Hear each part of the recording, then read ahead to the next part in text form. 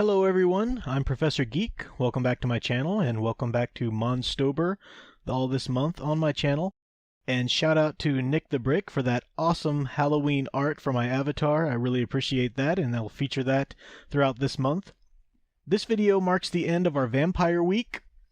The one final missing piece was a Vampire Archetype video, and that is what this will be. I will get into that here in a moment. Next week we'll cover ghost stories and their importance and our favorite incarnations of that, so do come back for lots of content there. But before we start talking about the vampire, we have to define what we mean when we say vampire. I'm going to decide on a specific definition, which I think is justifiable, but different people could talk about vampires in different contexts, of course. But I'm going to define the vampire in terms of the archetype that we see most commonly throughout fiction, and the one that we think of when we say the word vampire is first of all a monster that feeds on humans, on living humans, so a living dead creature that feeds on humans. And I know that in some stories that's the extent of it. People do often have very zombie-like vampires, mindless creatures returning to the world of the living simply to feed. The problem there, though, is there's not enough distinction between them and zombies when you're talking about archetypes, other than simply diet. The vampire feeds on blood, the zombie feeds on brains or flesh or whatever. So I want to add the further distinction that the vampire has to be an Apollonian, living dead creature who feeds on the blood of humans. By the word Apollonian, I'm referring to a dichotomy that we see a lot in philosophy and literature, and this was around for a long time. Eventually Nietzsche in Birth of Tragedy applied these names, and he's referencing the two Greek gods, Apollo and Dionysus. And he talked about two different forces that he saw in Greek tragedy, and we can certainly apply that and look at them as they play out in literature in general.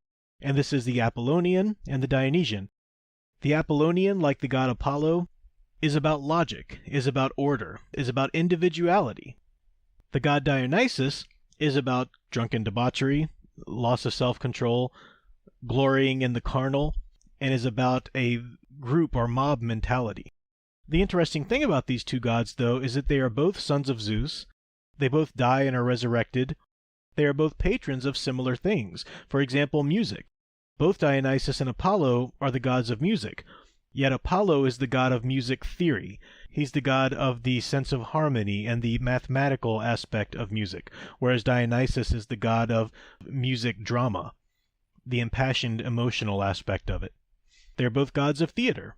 Yet again, one the very ordered aspect of it, the other the emotional aspect of it.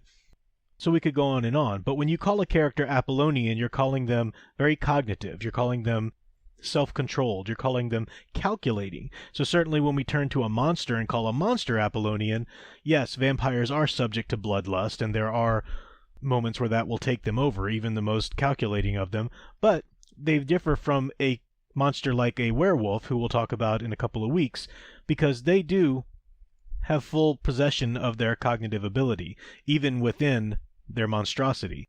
They stalk, they lay plans, they seduce. They are cognitive predators.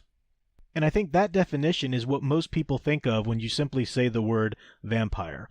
Unless, of course, they're younger and they're used to reading Twilight or used to this idea of vampires as the sexy, romantic, Byronic hero. That's a very different thing altogether. But for the longest portion of our culture, vampires have served as the monster, the creature of the night, the hidden monster, the hidden predator out there that we must be afraid of. So what does this character do for culture, for our societies and our psychologies? Well, the fact that the vampire is Apollonian is a warning to us in our ordered society, in our Enlightenment privileging of self-control and of intellectualism, that those things within themselves are not necessarily moral. They're not necessarily praiseworthy. It's how we apply those things. The vampire has all of those things and applies them to schemes that will allow him to suck your blood and to create more vampires and so on. So the calculating vampire trying to build his own dark, perverted society is at the very basic level a commentary on modern society, on the way we try to perpetuate our culture, the way we try to build up our cities, our kingdoms, quote-unquote. That's at the very basis of the vampire story. But there's more. I've mentioned in previous live streams that there's an undeniable sexuality to the vampire story. That's in the DNA of the archetype. We have a character here who breaks into people's houses at nights, usually young women. They are in some state of undress in their beds.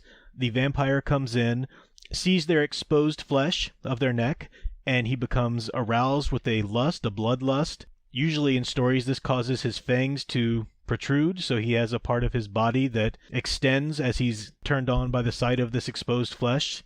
Then he bites her, there's penetration, there's an exchange of fluids. You just can't deny the sexual aspect of the vampire story. Now, how you apply that, of course, makes all the difference. You can go the Twilight route and make them sort of a dark teen idol. I think that's a reduction of the archetype, though, an unfair one, because the vampires should be seductive. They should be alluring until you see their true face. And that's the perfect function of a monster. They are the warning. They are the archetypal danger within temptations.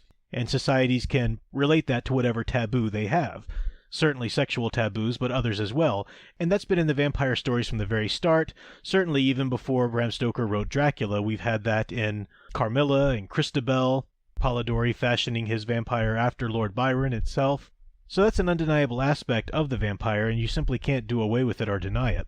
It also allows for a commentary on the repression of societies. Societies that are given too much, like the Victorian society of Bram Stoker's day, to social restrictions, censorships, and more, deny people any outlet for sexual, carnal, fleshly expression in any way. The vampire's there to embody the consequence of that. But then finally, the vampire is a perfect example of a anxiety that is at the heart of all of the horror archetypes that we're going to talk about this month and perhaps in years to come when we cover Halloween archetypes. This is the idea that we are an enlightened society. We've certainly seen this around the time that Mary Shelley wrote Frankenstein, Bram Stoker's writing Dracula, and all of the roots of our modern horror go back to this Gothic horror. And the seminal anxiety there is that our society has become so advanced with technology, with medicine, but mostly with philosophy, with the Enlightenment, with enlightened values, with the separation of church and state, and with the exploration and classification of nature and so on, and all of that's great.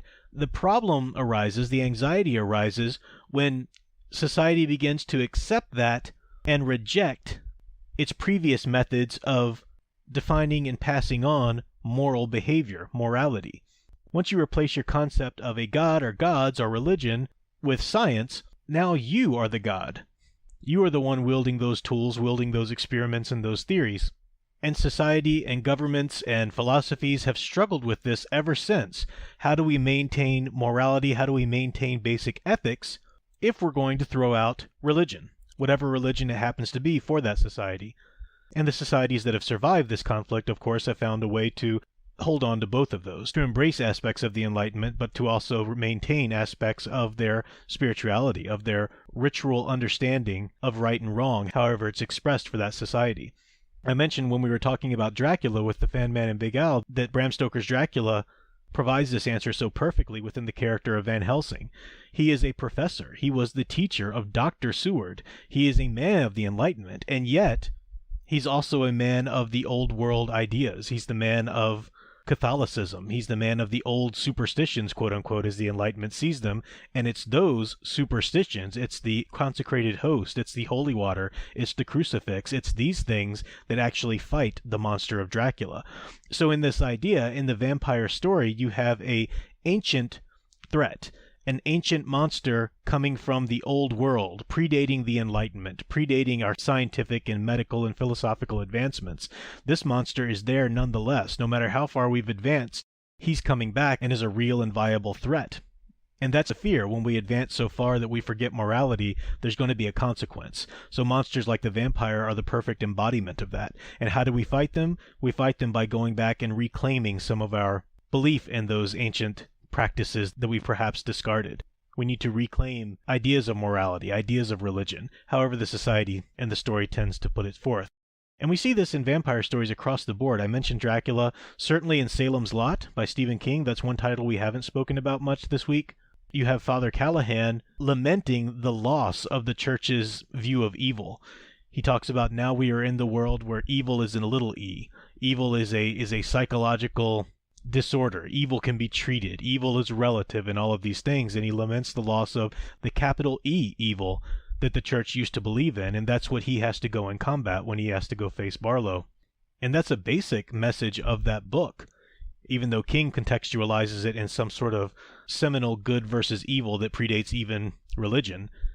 You still have that need to return and reclaim some concept of that if you're going to avoid the consequences and the dangers, the monster, the vampire, quote unquote, that will arise when you discard morality, discard spirituality, discard right and wrong as you embrace scientific and philosophical advancement and so on. So that is the nature of the vampire. That is the nature of the stories, how they operate in our culture, in our society, within our psychologies. Of course, we can expand the definition of vampire there and include more stories. It's just a huge umbrella term that's used to cover a lot of different tales and whatnot. But that's all I'm going to cover this week, this year. We do have more archetypes to get to for this month of October, counting down to Halloween. And if this month is successful, I will certainly return to this theme for years to come. So I hope you've enjoyed the first week. I have some fun things planned for the weeks to come. I want to thank all of my patrons, thank all of the subscribers, those who watch the videos, share them, join in on the live streams. Big Al and I will be back this Tuesday night for another office hours, and I will have some ghost story content coming to you very soon to kick off this next week. But until then, keep enjoying and digging deeper into the Halloween stories you love. Thanks for watching.